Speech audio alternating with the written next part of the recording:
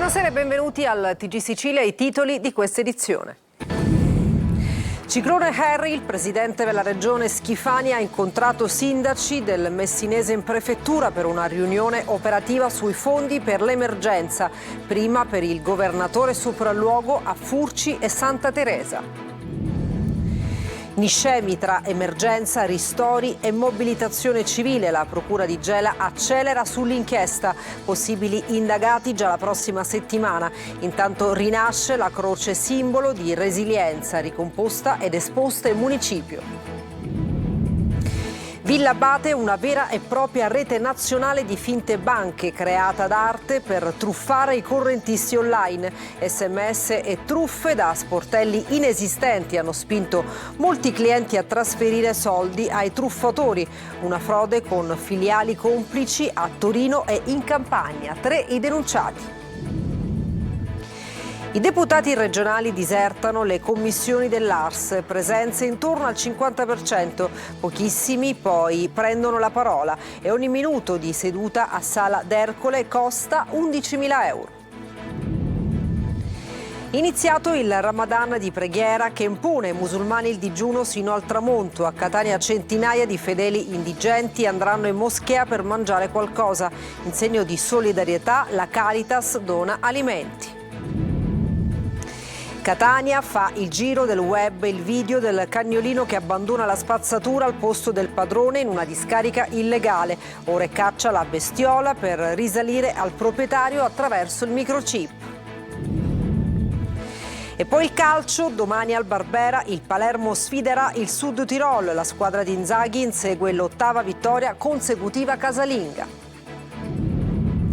E poi la Serie C, rilanciato dalla vittoria nel derby contro il Trapani, il Catania adesso punta a ritrovare la continuità. Domenica al Massimino arriverà il Giuliano.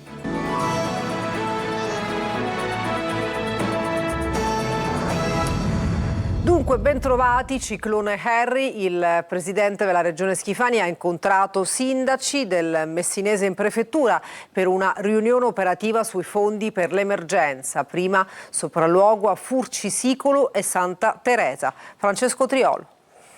Quasi 4 milioni e mezzo di euro per fronteggiare le emergenze dei danni causati dal ciclone Harry sulla fascia costiera ionica del Messinese, interventi che sono già in corso in fase di affidamento. Il punto della situazione è stato fatto dal presidente della regione Renato Schifani, prima durante un sopralluogo a Furci e Santa Teresa, poi durante un incontro con i sindaci della fascia ionica e di rappresentanti delle istituzioni che si è tenuto in prefettura. I cronoprogrammi li stiamo rispettando, le sommergenze sono partite e saranno completate nel giro di pochissime settimane. Stiamo accelerando molto sui progetti e stiamo accelerando anche sugli indennizi. Ho nominato l'altro giorno Niscemi il sindaco soggetto attuatore per il rimborso per gli alloggi degli affittuari, per i rimborsi dei danni economici.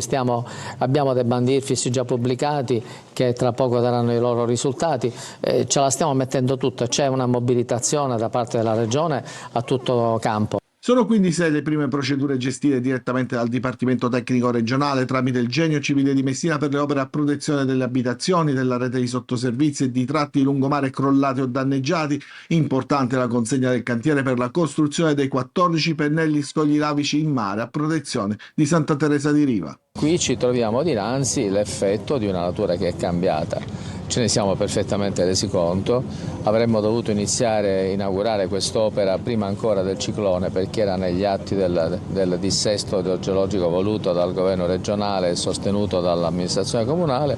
Lo facciamo oggi con un certo ritardo dovuto alla natura, però siamo contenti di proseguire un percorso, rafforzare le coste alla luce del cambiamento climatico. Schifani ha tranquillizzato sulle risorse ricordando che si è in attesa della pubblicazione del decreto della Presidenza del Consiglio dei giorni scorsi per conoscere la nuova definizione degli stanziamenti e poi ha assicurato che si interverrà con l'Unione Europea per chiedere la sospensione della direttiva Bolkestein per i lidi balneari. E la croce recuperata dalla frana è stata ricomposta in municipio, meta quotidiana di cittadini. Intanto la procura di Gela accelera sull'inchiesta, possibili indagati già nei prossimi giorni. Tra emergenza, ristori e mobilitazione civile, Niscemi chiede risposte. GR Italia. E lì, in municipio, ricomposta da pochi giorni dopo essere stata recuperata tra fango e macerie, la croce della frana è diventata un simbolo potente. In tanti entrano nel palazzo comunale solo per vederla, fermarsi qualche istante e raccogliersi. Un gesto semplice che racconta il bisogno di memoria, ma anche di verità dopo il disastro che ha sconvolto Niscemi. E proprio sulla ricerca della verità accelera la procura di Gela. Il fascicolo è ancora formalmente contro ignoti, ma fonti investigative parlano di almeno 10 possibili indagati già nei prossimi giorni. I magistrati del pool frana, coordinati dal procuratore capo Salvatore Vella, stanno completando le audizioni delle persone informate sui fatti per ricostruire cause, responsabilità e tempi del dissesto. E mentre l'inchiesta entra nel vivo, sul fronte dell'emergenza arrivano i primi ristori per le famiglie sfollate. Abbiamo già fatto il mandato di pagamento di 79 istanze di contributo autonomo di sistemazione per dare i primissimi aiuti che sono disposti con l'ordinanza. Dopo il via libera al decreto, nei prossimi giorni è atteso anche l'insediamento ufficiale del commissario straordinario Fabio Ciciliano, chiamato a coordinare le operazioni più delicate. La priorità è intanto la ricollocazione dei nuclei familiari e chiaramente dove sarà disposto la inagibilità al procedere alle demolizioni degli immobili che verranno dichiarati appunto inagibili. Per questo aspettiamo ora la rideterminazione della zona rossa e quindi seguiranno poi altri provvedimenti. Intanto mercoledì 25 febbraio, a un mese dalla frana, si terrà una fiaccolata per le famiglie che hanno perso la casa, il lavoro e le attività, per i commercianti e gli agricoltori colpiti dalle conseguenze del dissesto. Il corteo partirà alle 18 da Largo Giugno e raggiungerà l'imbocco della SP12 prima di concludersi al Santuario Maria Santissima del Bosco, un cammino di luce per non dimenticare e chiedere giustizia. Aveva sede a Villa Abate nel Palermitano il call center da cui partivano le truffe bancarie online. Finti SMS e telefonate dalla banca inesistente hanno indotto molti clienti a trasferire i soldi ai truffatori. Il sistema era attivo in tutto il paese e aveva complici a Torino e in Campania. Manlio Viola. Una vera e propria rete nazionale di banche fittizie creata ad arte per truffare i correntisti online. Aveva sede a Villa Abate in provincia di Palermo, ma smistava le proprie attività anche attraverso Pozzuoli nel napoletano e Torino. Lo hanno scoperto i carabinieri di Castellana Sicula, un paese delle Madonie, dopo indagini partite da una truffa da 24.000 euro a carico di una donna. Il metodo della falsa banca era abbastanza consolidato. Prima un messaggio riproducente colori e marchi della banca presso la quale il cliente intrattiene il conto, poi una telefonata di un presunto operatore di call center di quella stessa banca. Il cliente viene avvertito di un conto bloccato o di una truffa in corso che gli avrebbe svuotato il conto, ma non è vero. Con questa scusa però viene invitato a spostare il denaro su altri conti sicuri che in realtà sono nella disponibilità dei truffatori. In 3 sono stati denunciati dall'autorità giudiziaria. Uno inviava i falsi SMS e si fingeva operatore della banca, un secondo si occupava di gestire i conti correnti e le carte prepagate per ricevere i soldi sui finti conti sicuri, un terzo li smistava poi su diversi altri conti e sistemi di pagamento per far perdere le tracce del denaro.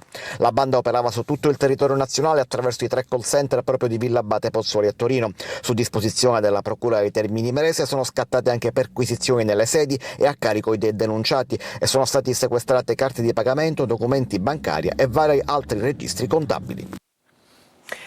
Un ragazzo di 17 anni di origine tunisina, residente a Campobello di Mazara in provincia di Trapani, è morto investito da un'automotrice sulla linea ferrata Trapani-Castelvetrano. Secondo la Polfer, il giovane, quando è stato investito dal treno, era al lavoro in campagna nella contrada San Nicola e stava ripulendo il terreno dai rami della potatura vicino ai binari, appunto, e non si sarebbe accorto del convoglio che viaggiava in direzione Castelvetrano perché indossava le cuffie.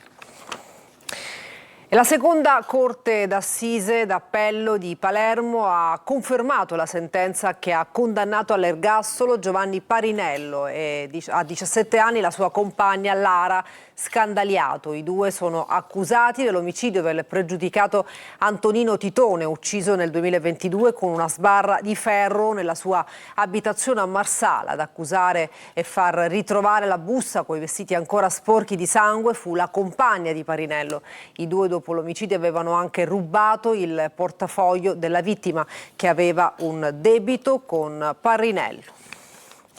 E cambiamo argomento, i deputati regionali disertano le commissioni nel Parlamento regionale, le presenze sono intorno al 50%, in pochissimi poi quelli che partecipano prendendo la parola. Ecco la classifica degli assenteisti. Luca Ciliberti.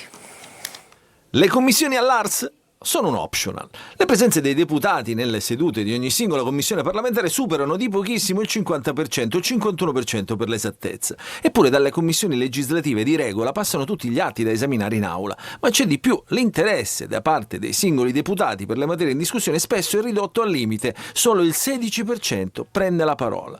O almeno questo è quanto certifica uno studio del deputato del Movimento 5 Stelle Adriano Varrica. È un luogo in cui con calma si possono approfondire i testi legislativi, fare le addizioni, studiare gli emendamenti e fare alla fine dei disegni di legge che possono essere effettivamente utili per i siciliani. Spulciando i verbali delle sedute dall'inizio della legislatura in corso fino al 10 febbraio scorso, va alla Lega il primato negativo della frequenza delle commissioni, con appena il 18% delle presenze dei suoi deputati, mentre il gradino più alto del podio è le presenze del Movimento 5 Stelle. Tra i deputati più presenti, in testa a questa speciale classifica, risultano il 5 Stelle Carlo Gilistro e la deputata Dem Valentina Chinnici. Agli ultimi 3 posti, Luisa Lantieri di Forza Italia, Cateno De Luca di Sud Chiama Nord e Gianfranco Miccichè, oggi al gruppo misto. Prima proposta, vorremmo irrigidire il sistema delle sanzioni economiche per i deputati che si assentano in commissione.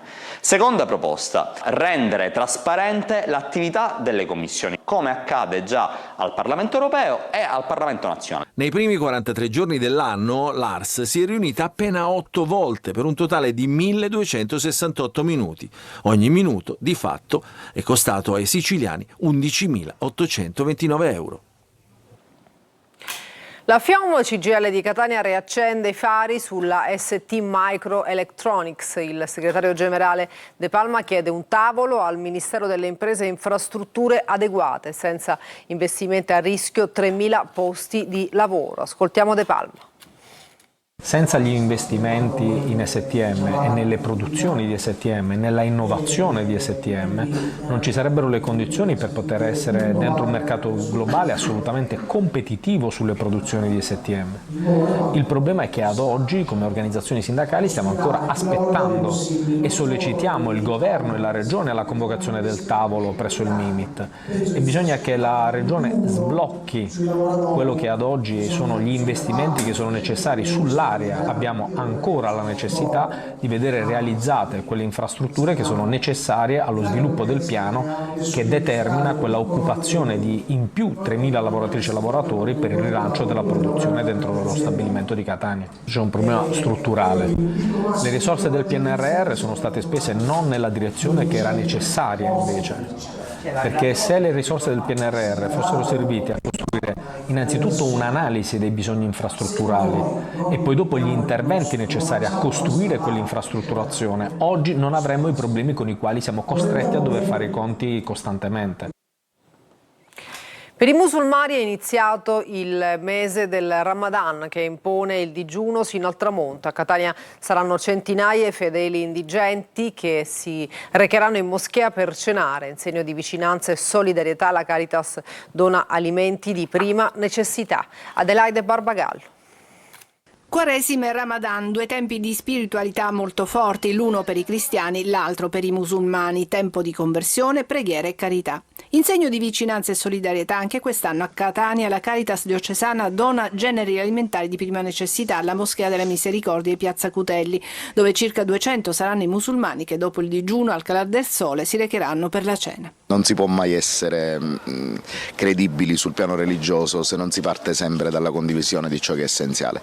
E ciò che è essenziale è sempre la carità, l'amore, certamente in qualunque delle religioni rivelate. Diversi punti di contatto tra le due religioni, anche i musulmani aspettano il ritorno di Gesù. Il più sorprendente è l'intero capitolo del Corano dedicato alla Madonna. La Vergine è descritta come un faro, un modello di fede autentico ed esemplare, unica donna citata per nome. Nel mese sacro per l'Islam le preghiere si fanno più intense. Catania città accogliente, in questo periodo il vostro pensiero va ai fratelli musulmani che stanno vivendo momenti difficili, mi riferisco al Medio Oriente, alla Palestina. Sentiamo anche il loro dolore, quello che stanno vivendo a Gaza lo sanno tutti in questo periodo in particolare. Si cerca di rimediare la ferita, diciamo, che è stata veramente profonda. Nella Moschea della Misericordia, in segno di gratitudine nei confronti della Caritas, il dono di un calendario che segna le ore di digiuno e il Corano. A Catania, nel quartiere di San Giorgio, in civiltà senza guinzaglio, il video del cane che butta la spazzatura al posto del padrone in una discarica ha fatto il giro del web tra ironia e disapprovazione, ma adesso è caccia al cagnolino per risalire al padrone tramite il microchip. Eva Spampinato.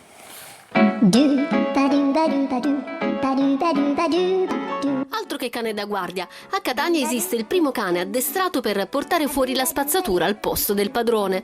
Passo sicuro, sguardo concentrato, missione compiuta. E noi oggi siamo qui in via Pulacara a San Giorgio, dove l'inciviltà è senza guinzaglio, per cercare il cagnolino dal pelo lucido che porta fuori la spazzatura, ma nel posto sbagliato. Stai attenta perché qua stanno cercando un cane così di queste dimensioni. No, io aspetto mia compagna. Occhi puntati dunque sui cagnolini di piccola taglia, soprattutto se si aggirano attorno a sacchetti della spazzatura e in particolar modo vicino ad una discarica a cielo aperto. Il cagnolino non porta fuori la spazzatura. No.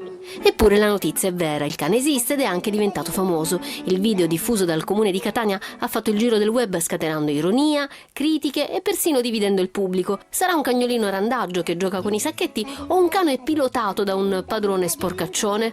Nel video si vede chiaramente il cane che trotterella qui in questa strada con il sacchetto tra i denti e poi lo va a buttare là.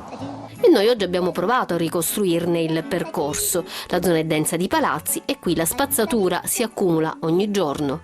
Tutti i giorni viene pulita e tutti i giorni facciamo servizio.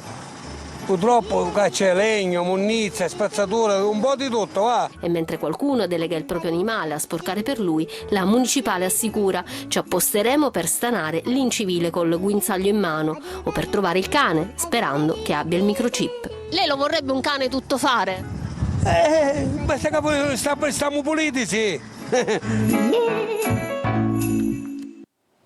Adesso il teatro a Catania, l'oro di San Berillo rivive nel racconto messo in scena al piccolo teatro della città, di scena la vivacità dell'antico quartiere che oggi soffre per degrado e illegalità. Giusy Lazzara.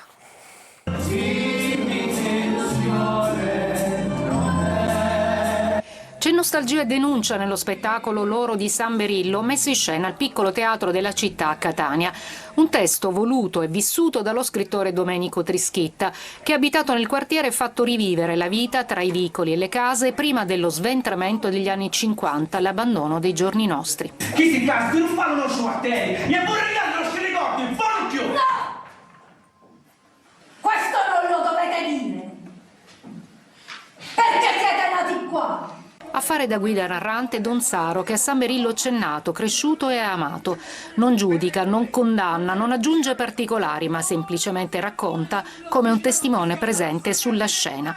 Qui la musica è tempo che scorre, scandisce, lenisce e purifica e fa esorcizzare le difficoltà del quotidiano.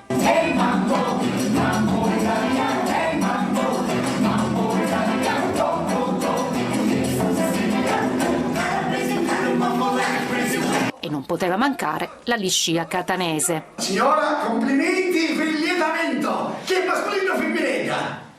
Nel mascolino femminile? Ah, è proprio avanza, scusa! Mi potete che c'è la salute! Brillante lo spettacolo per la regia di Gisella Calì, in scena gli attori Cosimo Coltraro e Carmela Buffa Calleo, affiancati da Axel Torrisi, Giorgia Morana, Alessandro Chiaromonte e Daniele Caruso. E adesso una pausa, tra poco il calcio.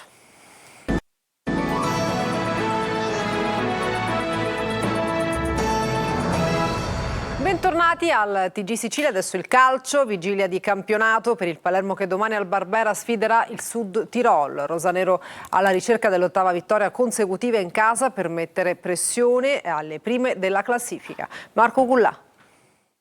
Come in una partita di biliardo tra professionisti, raramente qualcuno sbaglia. Venezia, Frosinone, Monza e Palermo si stanno giocando la promozione diretta a suon di colpi da campioni.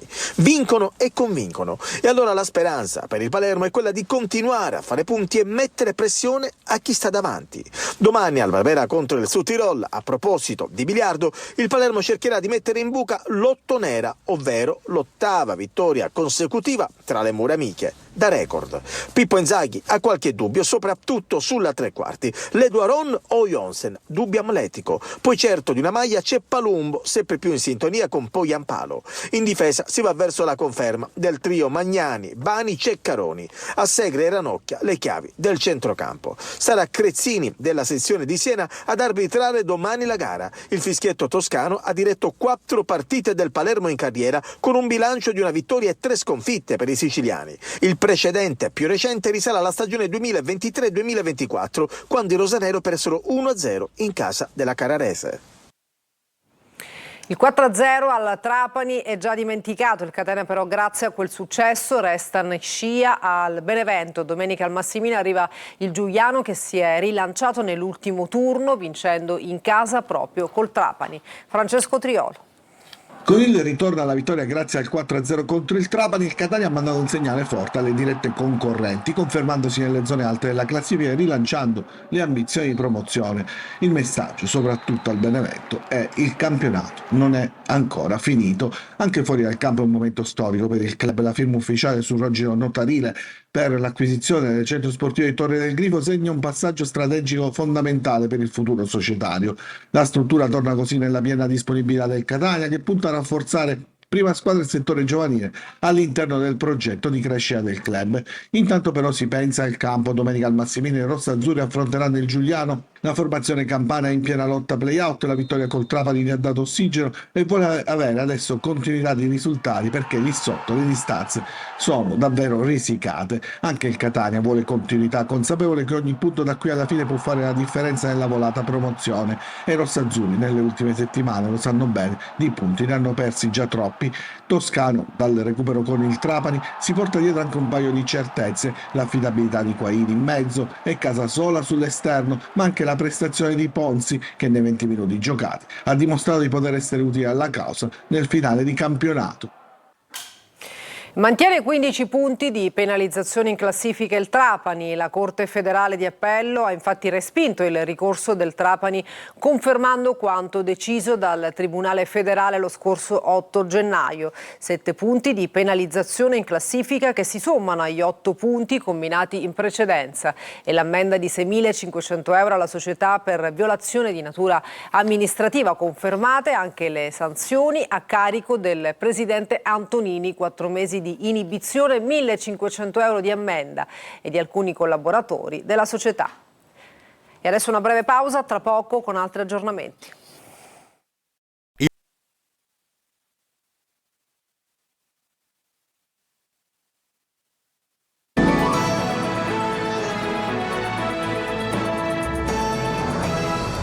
E per questa edizione nessun altro aggiornamento, grazie per averci seguito e buona serata.